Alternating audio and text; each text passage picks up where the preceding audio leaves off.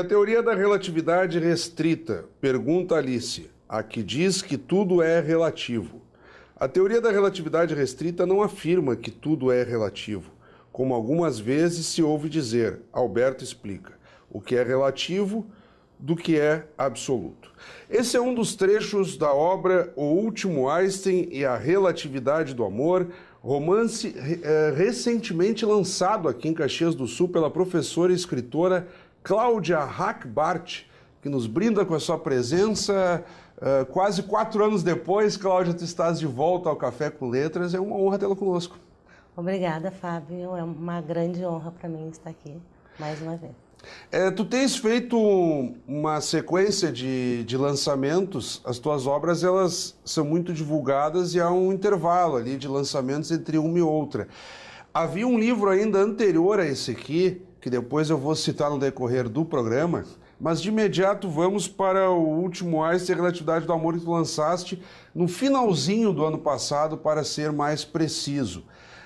O que tu pretendes com esse romance, que se nós formos pegar só pelo Café com Letras, o teu último era e se o seu destino soprasse? O primeiro foi o Seu Destino Soprar. Seu Destino Soprar, né? Então eu vou pedir que tu expliques qual foi a novidade, o objetivo principal com O Último Einstein e a Relatividade do Amor. O Último Einstein e a Relatividade do Amor, ele é um romance de ficção científica, onde eu abordo temas sobre a viagem no tempo e a Terceira Guerra Mundial, que no caso seria uma guerra nuclear.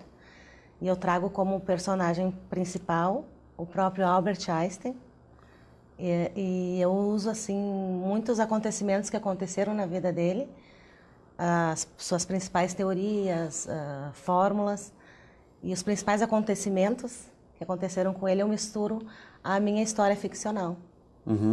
E o que a maioria das pessoas não sabe é que o Einstein sofria de remorso.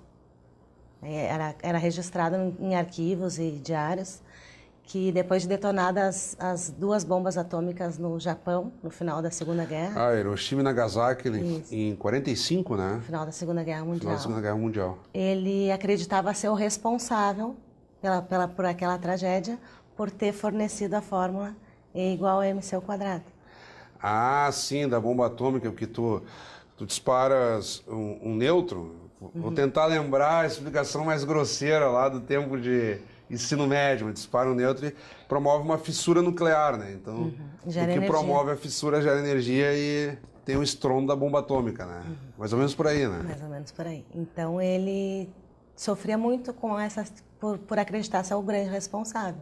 Então, a esse fato, eu criei a minha história como se ele fosse um viajante no tempo, e viajando e percorrendo o passado, o presente e o futuro para evitar novas tragédias semelhantes a esta. Paralelamente à questão de ter ou não mais um conflito mundial, tu trabalhas com 2 protagonistas, que daí há o aspecto do romance, da relação amorosa de fato, que seria um descendente do Albert Einstein e a moça Alice. E ele, no caso, tu colocas com o Alberto. O Alberto, né? Capitão Einstein. É mais ou menos isso, né? Então, são 3 protagonistas. É o próprio Albert Einstein, que eu atribuí Beto, porque era uma forma como ele gostava de ser chamado pelos mais íntimos. Sim. E o tetraneto dele, que no caso, na minha história, ele é o último descendente do Albert Einstein. Então não é filho, é um último descendente, na verdade. Último descendente. E ele é um capitão da Marinha Brasileira. Então, ele é o militar mais importante do Brasil, responsável por todo o sistema de defesa brasileiro, pela construção do submarino mais potente, o submarino nuclear mais potente do mundo. E então o Einstein viaja no tempo para 2020, quando o Brasil declara a guerra contra os Estados Unidos, na tentativa também de localizar o tetraneto dele e ele ajudá-lo a evitar essa tragédia, né? Sim. Então ele escolhe Alice Pereira, que é uma escritora, que assim como eu também saiu do interior do estado do Rio Grande do Sul, da cidade de Pelotas, convidada por uma editora do Rio de Janeiro, a melhor editora de livros do Brasil. E lá ela está escrevendo um romance que, por coincidência, já é A Relatividade do Amor. E então o Einstein chega à casa dela, e através de uma viagem no tempo, né? E ela, primeiramente, não associa a imagem ao nome, né? Uhum. Ela acredita se tratar de um delírio dela. Imagina Albert Einstein aparecer do nada. Sim. E depois, então, de passar do choque inicial, ele consegue convencer ela, a Alice, a ajudá-lo a encontrar o tetraneto, que é o Capitão Einstein, que mora numa base militar. Depois, então, ela teria que trazê-lo até a casa dela para eles juntos elaborarem um plano e evitar. Tu citaste muito um processo de pesquisa comportamental do próprio Albert Einstein, da teoria em si. É muito complicado para quem não é da área da física tentar compreender o que significa a teoria da relatividade. No diálogo que eu escolhi aqui para abrir o programa, exatamente os personagens estão tendo uma discussão ali do senso comum mais genérico que as pessoas usaram até no mercado comercial, na indústria cultural, propagandas, músicas, que as pessoas falam, tudo é relativo, tudo é... Sim, mas a questão não é só pôr em dúvida qualquer coisa, né? A teoria da relatividade faz uma abordagem ampla, com cálculos, relativizando presença geométrica, própria matemática. Matemática, a relação dos corpos com o espaço. Então, não é simplesmente dizer que tudo é relativo e pronto. E no livro há essa tentativa. Apesar de ser uma obra literária ficcional, ali eu pego exatamente o diálogo em que os personagens estão discutindo. A versão mais rasteira, mais comum, mais genérica do conceito e um alerta para que se tome contato com a complexidade do tema. Como foi para ti se apropriar, não sendo da área da física, e tentar, digamos assim, mastigar o conceito para não se tornar tão pesado numa obra literária, né? Que a rigor o romance é para você curtir o romance, não necessariamente se debruçar em uma teoria científica. Bom, assim, eu sempre fui fascinada pela figura do Albert Einstein. Eu fui apresentada ao Einstein muito pequena ainda, eu tinha por volta dos meus 8 anos, a primeira assim, a lembrança que eu tenho, que meu pai trabalhava no laboratório de eletrônica da antiga CRT, Companhia Rio Grandense de Telecomunicações. Inclusive foi ele que levou as primeiras instalações telefônicas para o interior do estado do Rio Grande do Sul. Quando ele não estava nas suas viagens, ele estava em casa consertando alguma coisa. Então, ele ou era telefone ou era algum aparelho eletrônico, principalmente as TV a tubo. E para tudo que ele consertava, ele me chamava para explicar como as coisas funcionavam, o que fazia as coisas funcionar. Em especial a TV a tubo, que ele me dizia que não funcionaria se a teoria da relatividade estivesse errada. Então, graças ao Einstein, a gente tinha a imagem da TV a tubo da TV.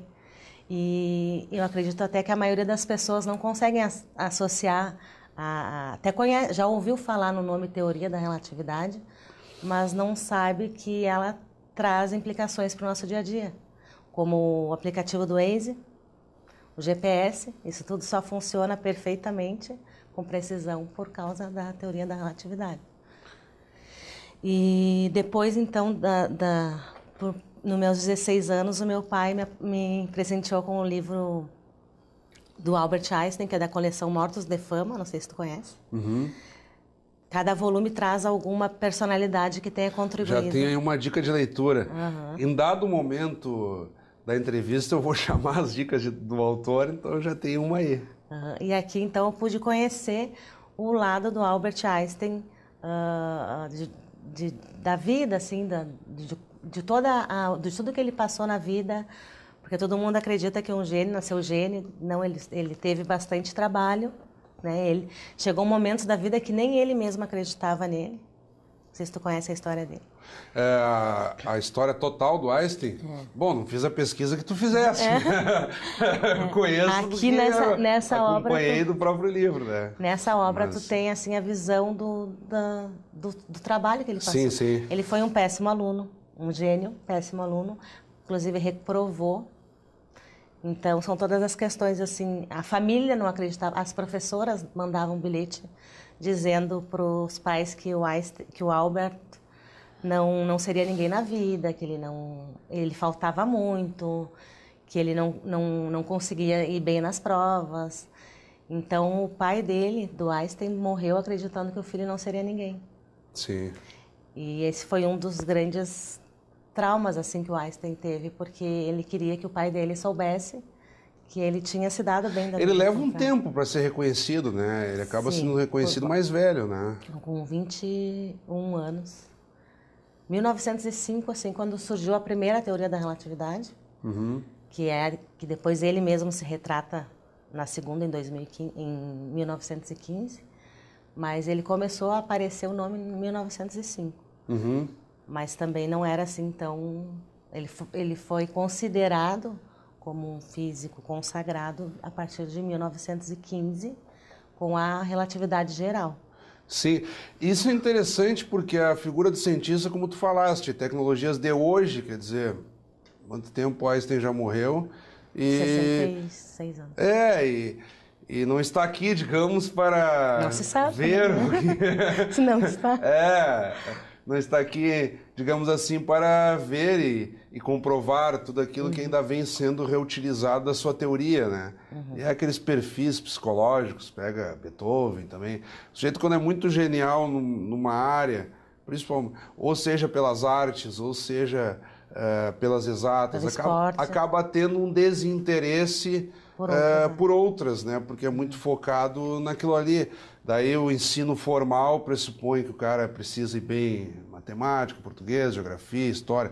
Quer dizer, um sujeito desse ele precisa ser tratado de uma forma diferenciada. Às vezes até o sujeito tem lá um desequilíbrio psíquico, mas que por um motivo ou outro favorece a intelectualidade, né? Então são figuras especiais que acontecem, talvez esses equívocos de momento que o sujeito se acha, não, mas ele só se interessa por isso, então não é um cidadão normal e não terá maiores futuros. Mas ficando no foco do livro, tu tens a estratégia de trabalhar com 2 pontos. Uma relação amorosa, os riscos de um conflito mundial e a intervenção disso a partir do legado do Albert Einstein, o físico alemão do qual tu tratavas aí, sobretudo na tua pesquisa. Qual é a tua intenção com relação a isso? No sentido de chamar atenção para os riscos que a humanidade corre e daqui a pouco, tirando proveito daquilo que um cientista do gabarito de Albert Einstein deixou, tentar evitar, ou simplesmente fazer uma revisão naquilo de que o Einstein fez de bom, e aí as pessoas com pano de fundo também têm uma relação amorosa.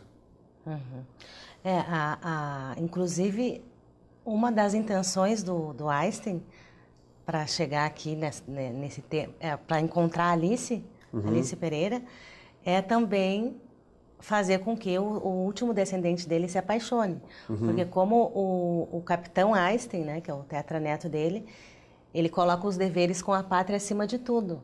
Então, ele acredita que no momento que ele tiver uma esposa, uma família, ele não vai conseguir levar tantos a cumprir com as suas missões como militar, né? Que ele é um dos mais importantes.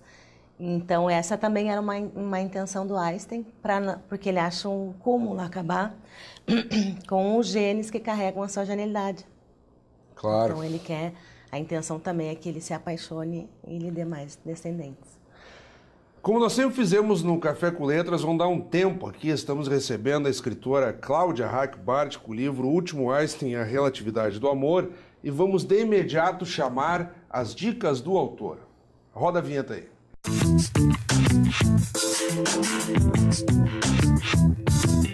Então, nas dicas do autor, com a Cláudia Hack-Bart, professora e escritora, Cláudia, eu vou pedir que de forma breve tu compartilhes com quem está nos acompanhando dicas de leitura. Podem ser autores, obras de clássicos, lançamentos, obras desconhecidas. O critério é teu. Compartilhe aí com quem está nos acompanhando. Tá bom. Bom, eu não costumo divulgar literatura estrangeira, porque eu acredito que nós autores brasileiros já estamos em grande desvantagem, né, no mercado. Porque se a gente parar para pensar, o pessoal lá de fora raramente importa a literatura. E o brasileiro faz exatamente o contrário, acaba que supervaloriza apenas o que vem de fora. Então eu convido o leitor que está nos acompanhando a ir a uma livraria e perguntar onde fica a prateleira dos autores contemporâneos brasileiros, ou principalmente dos autores locais, e ali então você vai se deparar com uma grande variedade de gêneros, de histórias diferentes e começar a romper essa barreira do preconceito, porque a literatura brasileira sempre foi muito boa. Tens lido o que atualmente? Digamos assim, quando tu não estás escrevendo, vamos dizer, ou lecionando, né? As professora também. Faz 3 anos que eu tenho lido exclusivamente literatura caxiense. Sim. Então eu li já as obras da Maya Falcos. Né? A Mais esteve aqui faz algumas semanas. Boa dica. Ela, para mim, assim, além de abordar os temas polêmicos, toda aquela questão que te faz refletir, né, te faz repensar em várias situações que a gente passa no dia a dia, às vezes não se dá conta, ela consegue transmitir a sensibilidade dela própria para a literatura, o que acaba, para mim, deixando a leitura mais envolvente e atraente. E num ponto que eu havia te perguntado com relação aos conflitos mundiais, tu pretendes aqui também deixar um recado no sentido de que haja uma busca maior de entendimento, de harmonização entre as nações, no sentido de também evitar, porque há também uma tentativa aqui de esfriar o conflito ou de evitar que ele se consolide de fato. Quando tu citas do ponto de vista mais sentimental, Einstein tenta que daqui a pouco seu último descendente não se envolva da forma como se envolveria em uma missão militar. Então há uma tentativa tua de também deixar um recado e esfriar digamos assim, os possíveis danos que um novo conflito mundial causaria às nações, à população de um modo geral, enfim. Sim. Esse conflito mundial, assim, a gente já vive a sombra dele há muito tempo já, né? Na década de 80 já vem aquele fantasma do possível conflito entre Estados Unidos e a antiga União Soviética. Sim. Desde ali a gente já vive essa sombra, mas se acompanha diariamente, né? E principalmente quando eu estava concluindo a obra, começou o conflito com a Coreia do Norte, e aquelas ameaças de...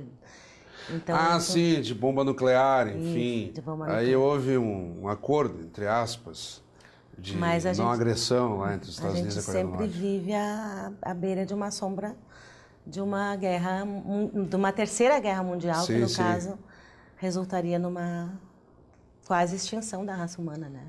Se usarem todo o arsenal que eles têm, que possivelmente, se um lançar o outro, um aperta o botão aqui, outro aperta o botão lá.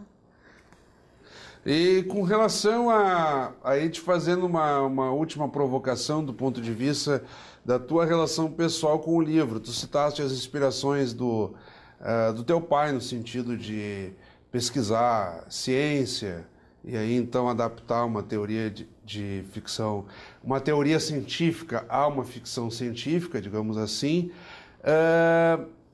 O que mais a gente pode achar de ti ali trabalhado na obra? Daqui a pouco a Alice tem um pouco de ti também. O que é possível, assim, no sentido de despertar a curiosidade de quem está nos acompanhando de ti nos personagens? A Alice tem muito de mim, né? Inclusive, quando ela se depara com a imagem do Albert Einstein, pode ser um delírio, como pode ser aquele lado que chega um momento que tu conversa com os personagens. Então, ali, a princípio, ela acreditou que fosse o lado esquizofrênico de escritor, né? Eu tenho muito disso, eu converso com os personagens, não, né, de uma forma assim de pensar, será que a Alice gostaria, assim... Mas provavelmente o próprio Albert Einstein deveria ter um pouco disso, né? Aquele lance assim mais reservado, de focar desenvolvimento teórico, observação de tempo e espaço. Sim, né? sim. Inclusive eu fiz sobre a pesquisa também, eu criei um perfil nos fóruns de física e entrei como estudante de física. Porque eu estava sempre envolvida, né? Eu ficava 2, 3 horas, às vezes, só em cima de pesquisa. Porque quanto mais eu perguntava, mais interrogação eu ganhava. Então, eu estava sempre envolvida nesses fóruns para saber o que eles estavam pensando, o que era real, o que era imaginário, o que poderia estar acontecendo. Então, ali eu sanei muitas das minhas dúvidas, a maioria delas foi nos fóruns de física. E o interessante é que eu encontrei uma comunidade de físico totalmente dividida, né? Também em relação a tudo. Porque é difícil, né? Eu imagino que, dependendo da tendência, e aí nós não somos físicos, mas dependendo da tendência do profissional, ele pode interpretar de diferentes formas, né? Porque é uma teoria muito ampla, né? Sim, bastante. Então, assim, quanto até a própria morte do Einstein, também eles têm essa dúvida, se ele realmente morreu, né? Ou se ele não é um viajante no tempo, porque... mas aí tem as teorias conspiratórias, né? Vai pegar grandes personagens como Adolf Hitler, teria vivido na Argentina durante um tempo, a Patagônia, né? O pessoal pega, faz aquela leitura, né? Porque a própria morte dele já envolve um grande mistério para eles. Está. Né? Só a enfermeira e o médico que viram o corpo, ele foi enterrado em um caixão fechado, né? O cérebro sumiu, foi encontrado décadas depois, pedacinho só, né? Então... Sim, havia uma mística em torno da massa encefálica do Albert Einstein, no sentido de tirar proveito, né, de estudar e tentar entender. Tentar entender como é que ele absorveria. Mas se for pegar teorias do conhecimento, a própria ideia fisiológica do superdotado é muito discutida, né? Ainda se aposta no estímulo, no acesso à educação, a teoria do aprendizado mesmo, né? Que uns vão desenvolver mais, outros menos, mas... Daqui a pouco não teria ali uma composição cerebral especial para o sujeito ser um extra-série. Isso é muito discutível, né? Sim, até tem, mas assim, o ambiente tem que estimular. Aí é que tá. E eu acredito até que há um pouco de Einstein em cada um de nós. Aí é que tá. Desde que a gente enxergue a capacidade e o conhecimento como um processo que vai estar sempre em construção. Eu lembro uma vez, eu deparei com... não vou lembrar o título, mas uma das obras do John Locke, um teórico da economia inglesa lá, se propõe a discutir o processo de aprendizagem. Ele praticamente joga por terra a ideia de superdotado e tal. Ele pega a noção exatamente essa, de que num passo a passo todos poderiam chegar se tivessem acesso à aprendizagem por si só. Mas claro... Tem gente como o Einstein que é extremamente inteligente acabou. Mas daí tu te inspirar na massa encefálica do sujeito para acreditar que tu vai interferir no cérebro de outro e daí o sujeito também fica dotado. É perigoso isso, né? Sim. E o conhecimento é uma coisa que a gente tem que estar sempre indo atrás, né? Não tem um limite para o conhecimento. O próprio Einstein, considerado o maior gênio da humanidade, ele viveu a vida inteira estudando, pesquisando e trabalhando em cima das suas teorias e morreu fazendo o trabalho dele. Por fim, nós estamos na reta final, mas eu ainda queria explorar um último aspecto. Há um jogo no livro de trabalhar até com notícias. Você fala, o sujeito amanheceu e no jornal, no Rio de Janeiro, saiu que estourou um conflito mundial. Em dados momentos, há um jogo de idas e vindas nas datas também. Isso é feito propositalmente para provocar uma saudável confusão no leitor, no sentido de que ele mergulhe na ficção, ou há uma provocação mesmo de pensar o seguinte, olha, é possível interferir no tempo e no espaço, aí brincando com a própria teoria da relatividade e evitar algumas coisas. em dado momento da leitura eu tinha que voltar assim para ver, mas em que período nós estamos mesmo e tal. Essa era a intenção. É. Porque o próprio tema viagem no tempo te confunde bastante. Isso, exatamente. Até alguns filmes assim que tratam também sobre isso. Eu te perguntei de curiosidade mesmo. A gente tem que voltar e até ver de novo para conseguir entender. Então, a troca assim de realidade, digamos assim, né?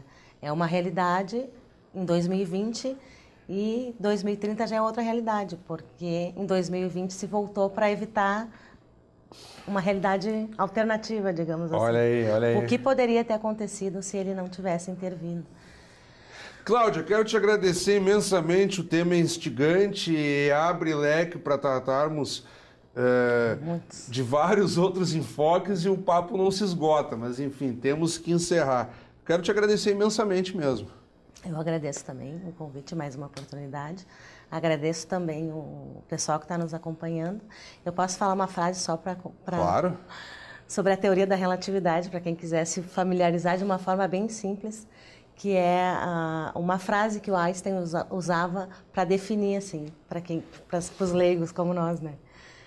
Para você entender a teoria da relatividade. Se você está 1 hora com a sua namorada, parece 1 minuto. Mas quando a gente está caminhando sobre um traseiro, 1 minuto parece 1 hora. Essa é a relatividade. Olha aí. O tempo é relativo. Então, se você está feliz hoje, é porque... Se você acha que o tempo está passando rápido, é porque não vive nenhum problema. Então, você está feliz, tem que agradecer. Muito obrigado, Cláudia. Acabamos de conversar, então, com a professora e escritora Cláudia Hack-Bart, ela que nos brindou com o livro O Último Einstein e a Relatividade do Amor, dica de leitura do programa desta semana. E, como sempre, convidamos a todos que continuem acompanhando a nossa programação. Até o nosso próximo encontro.